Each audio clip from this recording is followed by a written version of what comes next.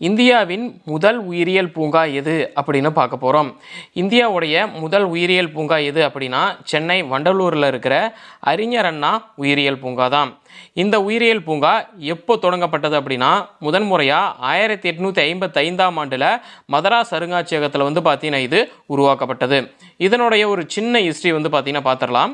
1854ஆம் ஆண்டில் சென்னை நகரின் முதல் உயிரியல் பூங்கா ஒரு சிறுத்தை ஒரு புலியோட பார்த்தீங்கன்னா தொடங்குச்சு. இதனுடைய ஆரம்பம் பார்த்தீங்கன்னா ஒரு சிறுத்தை ஒரு புலி.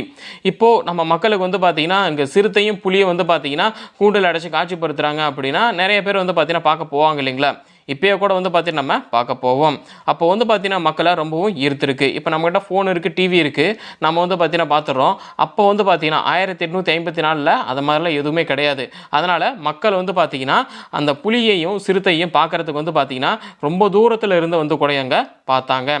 அப்போதைய சென்னை அரசு மத்திய அருங்காட்சியகத்துடைய இயக்குனரான எட்வர்ட் கிரீன் பாஸ்போர் அப்படிங்கிறவர் பார்த்தீங்கன்னா வாரிசு இல்லாமல் இருந்த கர்நாடக நவாப் குலாம் முகமது கவுசுக்கான வற்புறுத்தி நவாபோடைய முழு விலங்கு சேகரிப்பையும் அருங்காட்சியகத்துக்கு வழங்குமாறு வற்புறுத்தி பெற்றிருக்காரு. அதாவது நீ கண்டிப்பாக கொடுத்து தான் ஆகணும் அப்படின்னு சொல்லி அவர் பார்த்தீங்கன்னா கொடுக்க வச்சிருக்காரு. இதன் காரணமாக பெருந்திரளான மக்கள் இந்த அருங்காட்சியகத்தை பார்த்தீங்கன்னா பார்க்க வந்திருக்காங்க. ஒரு சிறுத்தை ஒரு புலிக்கு அத்தனை பேர் வந்தாங்க அப்படின்னா அந்த அரசர்கிட்ட இருக்க மொத்த விலங்கு சேகரிப்பையும் பார்த்தீங்கன்னா இவர் வாங்கிக்கிட்டார். அப்படிங்கும்போது நிறைய விலங்கு இருக்குது அப்படின்னு சொல்லிட்டு மக்கள் பார்த்தீங்கன்னா நிறைய பேர் அங்கே பார்த்தாங்க. 1855 மெட்ராஸ் உயிரியல் பூங்காவுடைய மையமாக இது பார்த்தீங்கன்னா மாறுச்சு.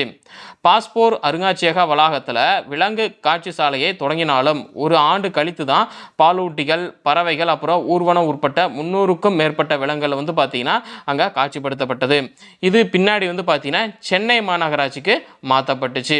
ஆரம்பத்தில் 1855 ஆரம்பிக்கும் போதே அந்த விலங்கியல் அருங்காட்சியகம் ஒரே இடத்துல இல்லை, அடிக்கடி பார்த்தீங்கன்னா இடம் மாற்றம் பார்த்தீங்கன்னா செஞ்சுக்கிட்டே இருந்திருக்காங்க. அந்த இடம் சரியாக வரல, இந்த இடத்துக்கு மாற்றிக்கலாம், இந்த இடம் சரியாக வரல, அங்கே மாற்றிக்கலாம் அப்படின்னு மாற்றிக்கிட்டே இருக்காங்க.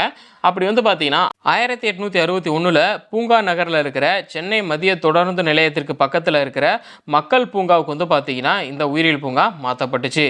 இதனுடைய பரப்பளவு என்ன அப்படின்னா 116 ஏக்கர். இதில் பூங்காவின் ஒரு முனையை ஆக்கிரமித்து மக்கள் பார்வைக்கு பார்த்தீங்கன்னா இலவசமாக திறக்கப்பட்டிருக்குது. அதுக்கப்புறமா 1975ஆம் ஆண்டு விலங்கு காட்சி சாலையை இந்த பகுதியில் விரிவுபடுத்த இடவசதி பார்த்தீங்கன்னா இல்லை. ஏன் அப்படின்னா அங்கேயே பார்த்தீங்கன்னா இந்த பார்க் ஸ்டேஷன் இருக்கு இல்லைங்களா, அந்த இடத்துல தான் பார்த்தீங்கன்னா வச்சுருந்துருக்காங்க. அது பார்த்தீங்கன்னா ஒரு சிட்டி சென்டர்னே சொல்லலாம். அந்த இடத்துல மக்கள் தொகை பெருக்கத்தினாலையும் நிறைய வாகனங்கள் நிறைய போயிட்டு வருது இல்லைங்களா, அதனாலையும் நிறைய காற்று மாசுபாடு, நிறைய சவுண்டு இதெல்லாம் வரும் இல்லைங்களா. ஸோ இதெல்லாம் பார்த்தீங்கன்னா மனிதர்களாகிய நம்ம பார்த்தீங்கன்னா கொஞ்சம் சமாளிச்சுப்போம். ஸோ அந்த விலங்குகள் பார்த்தீங்கன்னா சமாளிக்க முடியாது சரிங்களா. அவங்க பார்த்தீங்கன்னா ரொம்பவே மாடெல்லாம் கூட ஓட்டிட்டு போனாலும் சரி, குதிரையெல்லாம் சரி, ஏதாவது சத்தம் கேட்டாலே பார்த்தீங்கன்னா மிரளும் இல்லையா. அதனால் பார்த்தீங்கன்னா இந்த விலங்கு காட்சி சாலையை நகரத்துக்கு வெளியே மாற்ற வேண்டி இருந்துச்சு.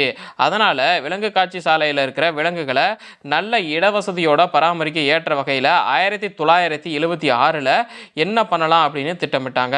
அப்போ தான் 1976ஆம் ஆண்டில் தமிழ்நாடு வனத்துறை தற்போதைய உயிரியல் பூங்காவை உருவாக்க நகரோடைய புறநகரில் இருக்கிற வண்டலூர் ரிசர்வ் வனப்பகுதியில் 1265 ஏக்கர் நிலத்தினை பார்த்தீங்கன்னா ஒதுக்குச்சு. இதுக்கு முன்னாடி அந்த பார்க் ஸ்டேஷன் பக்கத்தில் 116 ஏக்கரில் தான் பார்த்தீங்கன்னா அவங்க இடத்தை ஒதுக்கியிருந்தாங்க. ஸோ இடவசதி இல்லாதனால நகரத்துக்கு வெளியே எவ்வளோ ஏக்கர் ஒதுக்கியிருக்காங்கன்னா 1265 ஏக்கர் நிலத்தை பார்த்தீங்கன்னா ஒதுக்கியிருக்காங்க.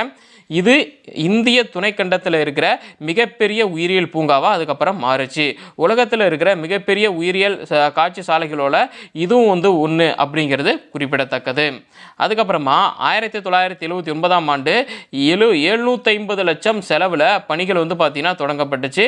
இதனுடைய புதிய வளாகத்தில் இருக்கிற விலங்கு காட்சி சாலை பார்த்தீங்கன்னா பெரும்பாலான பணிகள் நிறைவடைந்த போது 24 ஜூலை 1985 அன்று அப்போதைய தமிழக முதல்வரான எம்ஜிஆர் அவர்களால் அதிகாரப்பூர்வமாக பொதுமக்களுக்காக திறந்து வைக்கப்பட்டுள்ளது.